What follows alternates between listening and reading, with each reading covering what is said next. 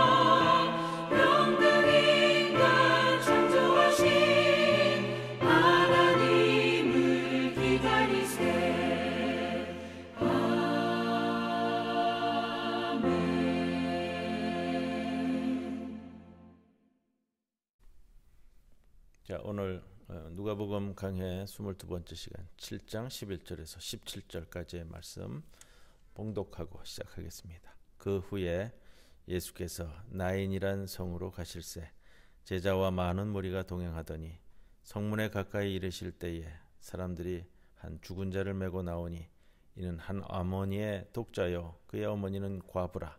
그 성에 많은 사람도 그와 함께 나오거늘 주께서 과부를 보시고 불쌍히 여기사 울지 말라 하시고 가까이 가서 그 관에 손을 대시니 맨 자들이 서는지라. 예수께서 이르시되 청년아 내가 네게 말하노니 일어나라 하시매 죽었던 자가 일어나 앉고 말도 하거늘 예수께서 그를 어머니에게 주시니 모든 사람이 두려워하며 하나님께 영광을 돌려 이르되 큰 선지자가 우리 가운데 일어나셨다 하고 또 하나님께서 자기 백성을 돌보셨다 하더라. 예수께 대한 이 소문이 온 유대와 사방에 두루 퍼지니라. 아멘. 오늘 누가복음 22번째 시간입니다. 누가복음에만 오늘 나오는 이야기, 과부의 아들을 살리신 사건인데, 누가는 지금까지 죽음에서 깨어난 사람 이야기는 꺼내지 않았습니다. 오늘 모습을 보면은 예수님과 제자 일행과 죽은 자를 장사하는 그 행렬이 마주쳤습니다. 가버나움에서 군인 백부장의 로마 군인 백부장의 종을 치유한 분위기를 한껏 높이고, 요 다음 사건입니다. 7장 22절에 보면 예수께서 대답하여 이르시되 너희가 가서 보고 들은 것을 요한에게 알리되 맹인이 보며 못 걷는 사람이 걸으며 나병 환자가 깨끗함을 받으며 귀먹은 사람들이 들으며 죽은 자가 살아나며 가난한 자에게 복음이 전파된다 하리라. 요 말씀을 이제 준비하는 사건이기도 하다. 그 앞에 이제 배정하고 뒤에 요한의 제자들이 찾아왔을 때도 한 대화의 내용들인데 서로 이제 같이 돕고 있습니다. 이 사건들을 쭉 나열하고 이제 요한의 제자가 왔을 때에 그것을 설명을 해줄 것이고요. 또 그 앞에 이 사건을 배치하면서 뒤에 대화의 내용을 증거해내고 있다라고 볼 수가 있습니다. 지난 시간에 나눈 우리 로마 백부장 종을 치유한 예수님의 이야기에서 등장하는 사람은 예수님과 로마 백부장 그리고 그 백부장의 종 이렇게 됐죠. 오늘 과부의 죽은 아들을 살린 예수님 사건에서는 예수님과 과부 그리고 과부의 죽은 아들 다시 살리시는데 이렇게 등장하고 있습니다. 자, 우리가 이 사건을 오늘 사건을 보면서 조금 주의 깊게 봐야 되는 것은 죽은 사람을 살리시는 그 사건에 너무 파묻히다 보면은 보이지 않는 게 있어요. 우리가 먼저 봐야 될 것은 뭐냐면 바로 이 과부와 과부의 외아들을 바라보는 예수님의 측은지심, 예수님의 자비로운 말씀, 이것이 누가복음서 기자가 우리에게 전해주고자 하는 좀 중점적인 내용이다 이렇게 말씀드리고 싶습니다. 우리가 죽은 과부의 아들을 살리신 사건은 열왕기상에 나오는 17장에 나오는 사렙다 과부의 그 죽은 아들을 다시 살리시는 사건, 이걸 기억하기 때문에 오늘 이 사건도 굉장히 친숙하게 바라볼 수가 있습니다. 또 이스라엘 사람들은 세상 끝날에 최후의 예언자로 말라기에 기록이 되는데 엘리야를 다시 올 거다라는 어떤 그런 그 종말론적 메시아 사상과 더불어 종말론적 예언자 사상을 가지고 있는데, 오늘 사건의 배경이 되는 것은 나인성이잖아요. 갈릴리 남쪽에 있는 작은 도시 이렇게 얘기할 수 있고요. 나사렛에서 한 10km 정도 이렇게 떨어졌다고 이야기합니다. 자, 사람이 죽었습니다. 청년이 죽었습니다. 죽은 사람은 보통 그날 죽으면 그날 내로 성 밖으로 옮겨져 안장시키는 것이 당시 풍습입니다. 왜 그러냐면 날이 덥기 때문에요. 우리나라는 뭐 보통 3일장, 5일장 또 그걸 준비하면서 이제 대비를 하는데, 지금 2000년 전 사건이에요. 2000년 전의 고대 사회인데 죽은 사람은 사망 당일날 처리하는 것이 풍습이었습니다. 사도행전에도 뭐 비슷한 내용이 나오잖아요. 아나니아와 사피라 사건에서도 아나니아가 죽자 바로 드럼에서 안장시키러 나가는 이야기가 나옵니다. 12절 13절에 반복해서 쓰이고 있는 이 과부라는 단어, 요즘은 과부라는 단어를 잘 안 쓰잖아요. 남편이 일찍 죽고 또 뭐 자식도 없고 이렇게 좀 굉장히 그 고대 사회에서는 비참함의 대명사로 쓰이는 표현인데, 이 과부 외아들이 하나 있었습니다. 아들이 하나 있었기 때문에 외아들이라고 표현하는데 외아들이 죽었습니다. 자, 죽은 외아들보다 더 불쌍한 이는 그 어머니잖아요. 예수님이 가지고 있는 그 어머니에 대한 측은지심. 모든 것은 바라보는 데서 시작됩니다. 예수님은 바로 그 어머니를 바라보았습니다. 오늘 본문 말씀에 보시면 13절에 이렇게 표현하고 있습니다. 주께서 과부를 보시고 불쌍히 여기사. 과부를 보셨다. 굉장히 중요한 의미로 우리가 기억해야만 합니다. 외아들을 과부 어머니에게 돌려준 예수님의 행동. 열왕기상 17장에 나오는 사렙다 과부의 아들을 살리신 사건과 유사하게 표현을 해내고 있습니다. 자, 외아들을 잃은 슬픔. 당시 고대 사회에서 슬픔의 깊이를 표현하는 대표적인 사례로 자주 언급됩니다. 자, 과부에게 있어서 아들이라는 것은 남편의 자식을 물려받을 수 있는 유일한 근거가 되기도 합니다. 아들이 없으면요, 남편의 재산도 죽은 남편의 아내가 이어받지를 못했어요. 그렇기 때문에 아들이 있느냐 없느냐 하는 것은 그 후의 생애까지도 책임져지는 굉장히 중요한 것이고요. 아들이 죽었다, 남편이 죽었다, 굉장히 큰 슬픔이지만 그 이후에 이루어지는 생계에 대한 것도 생존과 연결되어지는 굉장히 중요한 사건입니다. 13절에 이렇게 시작합니다. 주께서 과부를 보시고, 주께서 과부를 보셨다. 이건 누구의 시각이냐면 누가복음서 기자가 표현하는 거예요. 주께서 과부를 보셨다. 주님이라는 표시가 누가복음서에서 처음으로 표시되는 거예요. 그전에는 다른 이들의 고백이나 우리 예수님께서 스스로를 나타내고자 할 때 주라는 표현을 썼는데, 누가복음서 기자가 누가복음을 서술하면서 그분 예수님을 주라고 기술하고 있는 것은 여기가 이제 처음입니다. 또 다른 복음서에서는 그런 표현을 쓰지가 않아요. 이게 이제 좀 독특한 표현인데, 자, 이것이 처음입니다. 자, 이전에는 다른 이들의 고백을 통해서 또 예수님 자신이 자신에 대해서 사용되었습니다. 자, 이전에 주라는 표현을 누가가 사용하지 않았는데 이 사건에서 누가복음서 기자가 주라는 표현을 처음 쓰고 있다. 그만큼 이 사건이 굉장히 중요한 사건이다. 물론 7절밖에 표현되고 있지는 않지만 예수님의 이적 가운데의 절정에 달한 사건으로 이 사건을 기술하고 있다. 이 내용이 근데 마가복음이나 마태복음에는 나오지 않는 사건입니다. 그리고 이제 이후에 이제 주님이라는 이 호칭은 예수님의 부활을 고백하는 호칭으로 자리 잡게 됩니다. 이제 바울 서신서에서의 주님이라는 표현이 쓰일 때는 다분히 이 내용을 함축하고 있는 거예요. 부활을 고백하는 호칭으로서.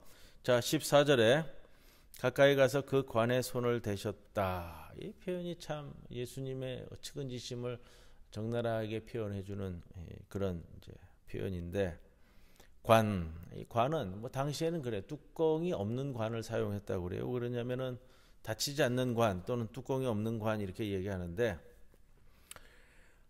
닫히지 않았다라는 것은 뭐 관 그대로를 가져가는, 그 관에다가 이제 넣어서 가져가는데, 그 관을 넣어서 시신을 가지고 가서 동굴에다가 관체로 두는 게 아니고 시신만을 이렇게 옮겨두잖아요. 옮겨두면 이제 1차적으로 거기에 이제 뭐 모든 이제 뭐 물들이 이제 빠지고, 나중에 이제 이 뼈만 추려가지고 다시 장례의 절차를 이루게 되는 겁니다. 이게 더운 지방에서 이루어지는 그런 이제 형태인가 봐요.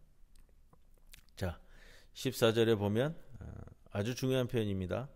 하반절에 있는데, 가까이 가서 그 관에 손을 대시니 맨 자들이 서는지라 예수께서 이르시되 청년아 내가 네게 말하노니 일어나라. 일어나라라는 이 표현이에요. 이 단어가 이제 에게르데티라는 단어를 쓰고 있는데, 이 단어의 원형은 에게이로예요. 에게이로는 제가 우리 성도분들께 부활절만 다가오면 늘상 강조했던 표현이 이 에게이로라는 단어입니다. 일어나라, 일어나다라는 표현인데, 자, 그렇기 때문에 이 살아남을 표현하는 일어나라라는 이 단어에 이 부활적인 요소를 같이 담고 있습니다. 예수님은 이 관에 상여에 손을 대는 인간적인 모습, 이것을 오늘 적나라하게 보여주고 있는데, 이거 죽은 사람의 관에 손을 대는 것은 그 부정하기 때문에 장례를 치르는 사람 외에 외부인으로는 잘 하지 않는 일들이잖아요. 자, 우리가 먼저 중점적으로 기억해야 될 사건은 예수님께서 그럼에도 불구하고 측은지심을 가지고 죽은 이의 관에 손을 대는 예수님의 모습. 자, 손을 댄다, 손으로 만지신다. 이것이 우리에게 큰 의미가 되는 표현입니다. 여러분, 이건 기쁨이에요. 부활함으로 인해서 이루어지는 기쁨, 죽은 자가 다시 일어남으로 인해서 가지게 되는 기쁨. 자, 복음이라는 것은 말 그대로 복된 소식, 기쁜 소식인데, 복음은 진리이기 이전에 우리가 조금 생각해 봐야 될 건인데, 복음은 진리이기 전에 기쁨이다. 하나님 나라는 진리라는 것 그 이전에 기쁜 소식이다, 기쁨이다. 그 기쁨으로 우리에게 다가왔다. 자, 그리스도교 교리를, 우리 기독교의 교리를 진리로는 이해하는데 기쁨으로는 선뜻 받아들이지 못한다면 현대사회에 너무 합리성에 젖어든 모습이 될 것이다. 이런 말씀을 좀 드립니다. 그래서 복음이라는 것은 진리이기 이전에 기쁨이다. 여러분, 성경 말씀은 우리에게 진리이기 전에 기쁨이 되어야 된다. 기억하셨으면 좋겠어요. 외아들을 잃은 과부, 세상에 홀로 남았습니다. 고대 사회에서 희망 없는 인간의 대명사, 부양할 자녀가 없는 과부의 삶은 오늘 우리가 상상하는 것보다 훨씬 비참한 상태다. 이 모습을 보면서요, 외아들 잃은 이 과부의 이 장례 행렬을 뒤따르는 이 많은 사람들, 오늘 이제 그렇게 표현하고 있는데, 참 이 의미 있는 표현이라고 저는 생각해요. 맨 처음 오늘 11절인데 그 후에 예수께서 나인이란 성으로 가실새 제자와 많은 무리가 동행하더니 성문에 가까이 이르실 때 사람들이 한 죽은 자를 메고 나오니 이는 한 어머니의 독자요 그의 어머니는 과부라. 그 성에 많은 사람도 그와 함께 나오거늘. 많은 사람이 동행했다. 참으로 필요한 또 소중한 모습이다. 이렇게 생각을 합니다. 자, 이러한 광경을 오늘 이 광경을 목격한 사람들이 16절에서 모든 사람이 두려워하며 하나님께 영광을 돌려 이르되 큰 선지자가 우리 가운데 일어나셨다 하고 또 하나님께서 자기 백성을 돌보셨다. 자, 아마 엘리야처럼 위대한 선지자가 나타났음을 노래합니다. 그러나 예수님은 세례 요한처럼 위대한 예언자에 그치지 않고 하나님의 아들이자 메시아였습니다. 로마 백부장의 믿음이나 오늘 나인성 과부는 예루살렘에서 시몬이 예언한 말씀을 재확인해주고 있습니다. 누가복음 2장 32절이죠. 이방을 비추는 빛이요 주의 백성 이스라엘의 빛이니이다. 죽은 자를 일어나게 한다. 이 사건은 예수님의 사역의 최고조에 이르는 사건입니다. 그렇기 때문에 이것을 통해서 이제 예수는 도대체 어떠한 사람인가? 예수는 대체 누구인가? 라는 질문이 나올 차례가 됩니다. 16절에서 사람들은 예수를 종말론적 예언자, 다시 살아난 예언자 엘리야로 바라보는 것 같습니다. 그리스도교 역사에서, 기독교 역사에서 예수님에게 예언자라는 호칭은 안타깝게도 거의 사라지고 말았습니다. 기독교가 예언적 사명을 스스로 약화시킨 것은 아닐까. 하나님의 아들 메시아라는 것을 너무 강조하다 보니까 이 예언자라는 호칭은 너무 약화된 것이 아닌가, 그런 생각도 듭니다. 예수님은 과부의 죽은 외아들을 다시 살렸을 뿐만 아니라 더 중요한 것은 바로 이 사건을 통해서 외아들과 어머니의 관계가 회복됩니다. 아들이 돌아오잖아요. 새로운 인간관계가 회복된 것이다. 부활 사건이 의미하는 것이 바로 이겁니다. 옛 관계가 청산되고 새로운 관계의 회복. 예수님의 이러한 기적 능력에 감탄하는데 그치지 마시고요. 우리가 바라보아야 할 것은 과부와 외아들이 다시 만나는 그 기쁨, 그 기쁨에 좀 눈여겨봅시다 라는 말씀을 드립니다. 누가복음서 기자에서 특히 두드러지는 것은 가난한 사람이 바로 성서의 주연 배우다라는 것이고요. 자, 예수님께서 그를 그 어머니에게 돌려주셨다. 15절, 죽었던 자가 일어나 앉고 말도 하거늘 예수께서 그를 어머니에게 주시니, 예수께서 그를 어머니에게 주셨다.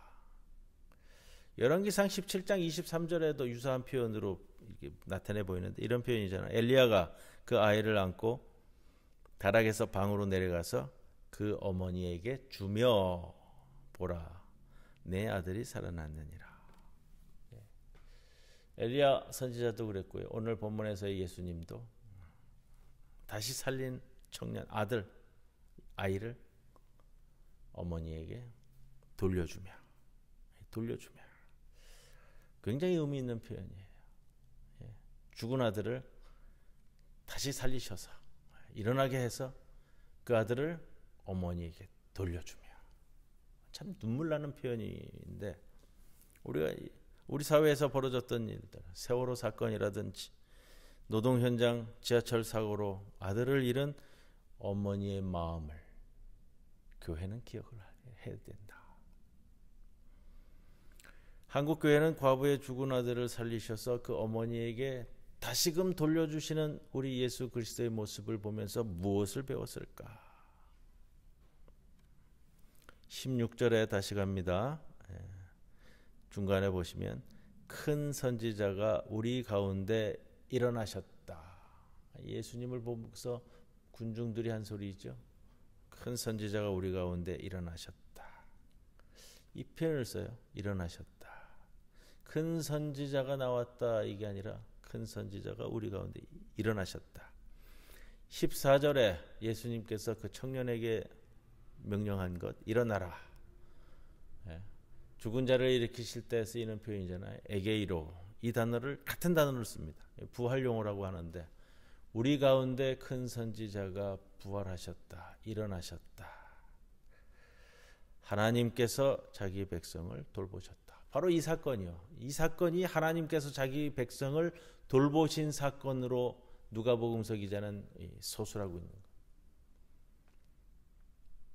외아들을 잃은 그 과부를 보면서 예수님께서 다가오셔서 터치하시고 만지하시고 다시 일으켜 그 아들을 어머니에게 준 사건을 누가복음서 기자는 신학적 표현으로 이렇게 쓰죠. 하나님께서 자기 백성을 돌보셨다. 이게 우리 요즘 대림절 기간을 바라보면서 이 돌보셨다라는 표현은 또 다른 표현으로 뭐냐면 찾아오셨다라는 표현이, 하나님께서 자기 백성을 찾아오셨다. 왜 찾아오셨느냐? 돌보시기 때문이겠죠. 이 성서가 오늘 우리들에게 주시는 굉장히 중요한 메시지입니다. 찾아오셨다라는 것은 방문의 의미지만 그냥 방문하는 게 아니잖아요. 하나님은 이 땅, 이 사회, 이 한반도 땅에 언제나 찾아주시려나. 혹 그러한 하나님의 방문을 기다리지 않는 우리에게 문제가 있는 것은 아닐까? 하나님을 기다리지 않는 우리 이 사회, 이 교회가 안타까운 것은 아닐까? 외아들을 잃은 과부의 신세가 오늘 이 땅의 신세가 아닐까? 모든 것은 바라보면서 시작됩니다. 예수님은 이동하시면서 이 과부의 일행을 보셨다 했습니다. 인간의 슬픔, 세상의 악을 똑바로 봐야 됩니다. 그 눈길에서 세상을 향한 자비가 일어나는 것입니다. 대림절 기간은 바로 예수님의 그 마음을 안고 우리 주변과 사회를 바라보는 우리 그리스도인들의 눈길이 되어야 되지 않겠습니까? 오늘 이 말씀을 통해 깊은 묵상에 잠기시는 우리 성도 여러분들이 되시기를 기원합니다. 찬송가 101장 함께 찬송드립니다.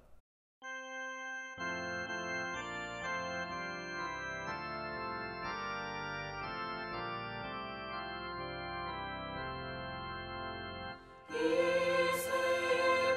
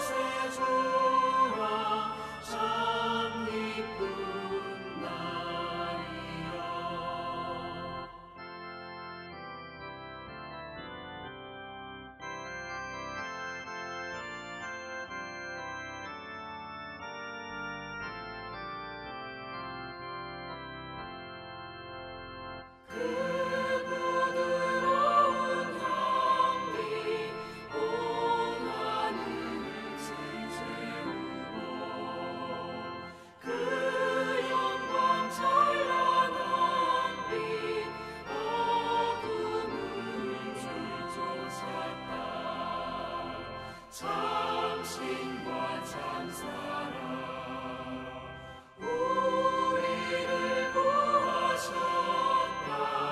영광의 마리아. 아멘. 주님 가르쳐 주신 기도 함께 드립니다. 하늘에 계신 우리 아버지, 이름이 거룩히 여김을 받으시오며 나라 임하옵시며 뜻이 하늘에서 이루어진 것 같이 땅에서도 이루어지이다. 오늘 우리에게 일용할 양식을 주시옵고 우리가 우리에게 죄 지은 자를 사하여 준 것 같이 우리 죄를 사하여 주옵시고 우리를 시험에 들지 말게 하옵시며 다만 악에서 구하옵소서. 대개 나라와 권세와 영광이 아버지께 영원히 있사옵나이다. 아멘.